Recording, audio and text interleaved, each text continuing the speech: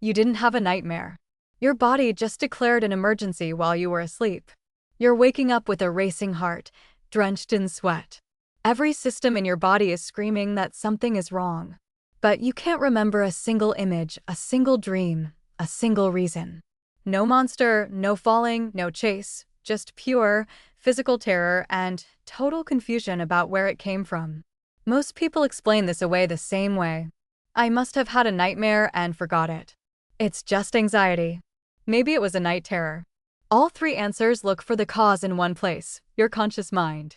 Search it online and you'll find it labeled a nocturnal anxiety attack, but the real nighttime panic attack causes have nothing to do with anxiety at all.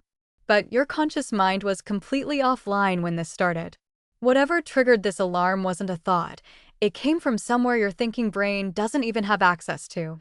Here's the real starting point.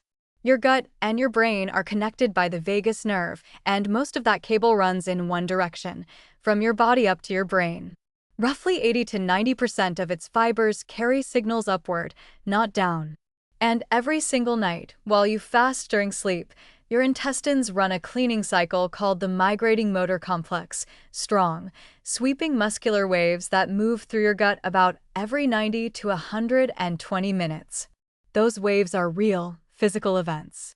And every one of them sends a burst of sensory information straight up the vagus nerve, into your brainstem and your amygdala, the same circuits that generate fear. Normally, your brain filters this out as background noise. You never even register it. But if your gut lining is irritated or inflamed from stress, from a disrupted microbiome, from reflux, those ordinary nightly contractions can register far louder than they should. That's called visceral hypersensitivity.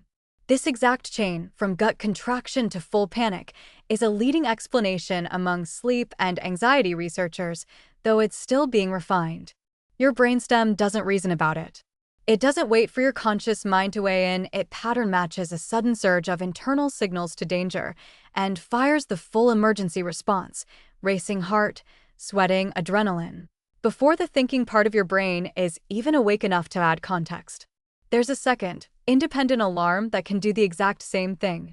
It's called the suffocation false alarm theory. Brainstem sensors constantly monitor carbon dioxide while you sleep, and a slight rise, from shallow breathing, from your sleeping position, can trip that same panic circuit directly.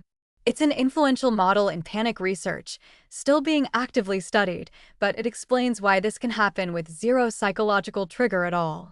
This is exactly why it can hit you on a calm week with nothing on your mind. It's not a cortisol spike keeping some internal schedule either. This is a nerve signal misfire, not a hormone problem. This isn't top-down anxiety, worry turning into a feeling. It's bottom-up, a raw body signal getting misread before a single conscious thought is involved. And a few things make it worse.